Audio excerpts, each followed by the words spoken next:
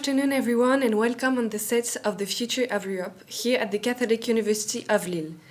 I am Thais, and today I am welcoming Pauline, a student and Master of International and European Law here. Pauline, nice to meet you. Good afternoon. Thank you for having me.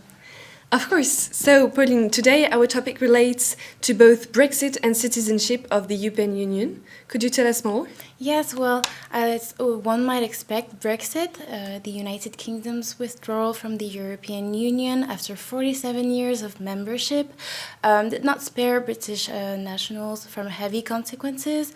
Whether it is transport, admin, fisheries, every area felt the impacts of this decision, and some even decided to seek justice for this. Indeed, we can imagine for people who had family, work, or obligations abroad, everything must have changed.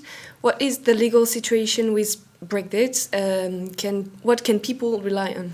Yes, it is true. These people who benefited from rights were then very concerned about the extent of this protection and guarantee. The EU and the UK's separation was put on paper and regulated by the Withdrawal Agreement, which is a legally binding assemble of provision that came into effect in December 31st, 2020. In this instrument, however, the protection of British nationals' rights were very limited, namely for the right to vote and to stand as candidate to the European Parliament, as well as municipal elections in member states of residence. This right was not applicable anymore, starting from the transition period. Along this law, the British nationals' protection was also very narrowly protected under Part 2 of the Withdrawal Agreement. Therefore, judicial proceedings were initiated. However, today, considering the length of such proceedings, cases of individuals having taken judicial actions are just now coming up and being dealt with by the court. And has the Court of Justice of the European Union positioned itself on the question? Yes, it has. In fact, in the case EP v.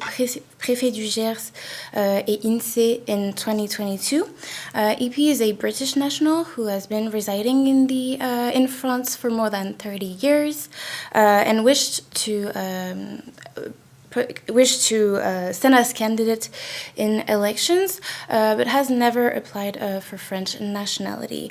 Now, under UK law, British nationals who have resided for more than 15 years abroad cannot vote any longer in Britain. However, in France, following the withdrawal of the UK from the European Union, she was removed from the electoral roll in France. Therefore, she brought an action before national courts in France, which resulted in a preliminary ruling before the CJEU. Thus, the court was asked if British nationals in the same situation as EP could keep possession of the rights they had before the UK's withdrawal if they had exercised them before the transition period. Indeed, this seems like a crucial matter. EP in this case could not vote or present herself as candidate neither in the UK or in the EU. No, she could not, indeed, like many other British nationals, and this is precisely what she argued before the National Court as a result of her loss of EU citizenship. However, the defense very logically, as well as the Advocate General Collins in this case, argued that her loss of right to vote was a natural consequence of her loss of EU citizenship and the UK's withdrawal. So how did the court rule? I can imagine that this decision will have a great impact on the future of Europe, especially for people in this situation. Yes, so in its finding, the court ruled against EP's argument and found that indeed British citizens who had exercised the right to reside in a member state before the end of the transition period no longer enjoyed the status of citizen of the European Union and therefore did not benefit from the various rights this provided them anymore.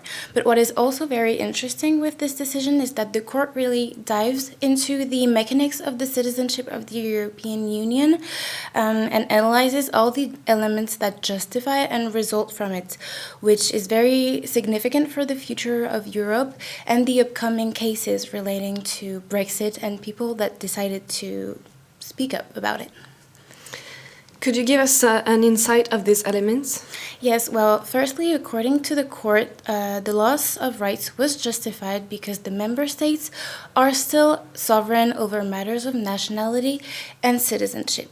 According to the preamble of the Treaty on the European Union, member states are conferred the power to establish a citizenship common to their nationals, but they are not obligated to confer rights. And the right to vote is included here, which justifies the 15-year rule. Additionally, according to the court's case law, the control of proportionality of the situation of an individual is mandatory for the member states only when this individual risks becoming stateless.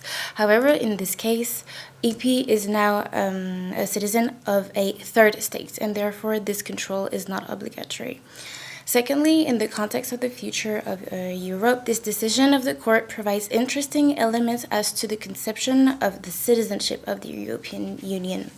For the court, as illustrated in its past ruling, the citizenship of the EU is only additional and complementary to an already existing one, that of a member state.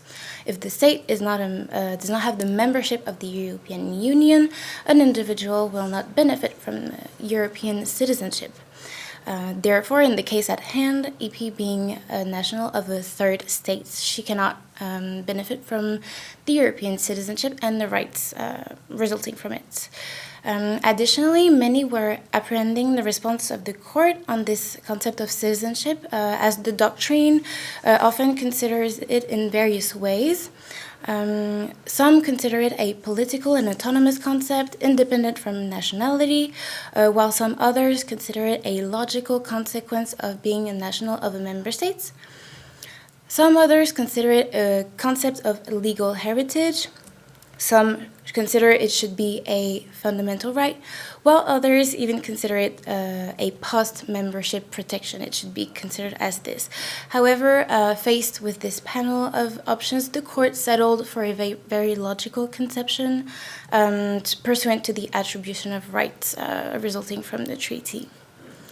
Some additional important elements, especially in their impact on the future of Europe, are the notions of sovereignty and autonomy at multiple levels. First, at member state level, the court recognized the UK's sovereign choice to withdraw from the European Union and become a third state and assume the consequences of this choice. It found that it had respected the provisions of the treaty. According to for the withdrawal, it was lawful. Therefore, nothing could be argued on this point. States are still sovereign. But also at individual level, as Advocate General Collins in this case argued, which was followed largely by the courts, EP was not without any option. She had in fact not applied for French nationality, which could have conferred her EU citizenship and therefore have the right to vote. But she chose not to, which is her right.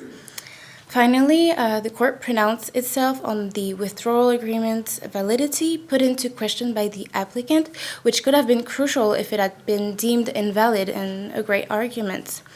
And while the court expressed its concern over the consequences that are very important with the decision of the UK to remove itself from the European Union, it found, however, that the decision had been done very lawfully and no disproportionality was apparent. So this was an overview of the many aspects of this decision, which will most probably be referred to again in the light of the various Brexit cases coming up. Indeed, we can certainly be on lookout for other judgments of the courts on these topics. Thank you very much for your intervention. Thank you for having me.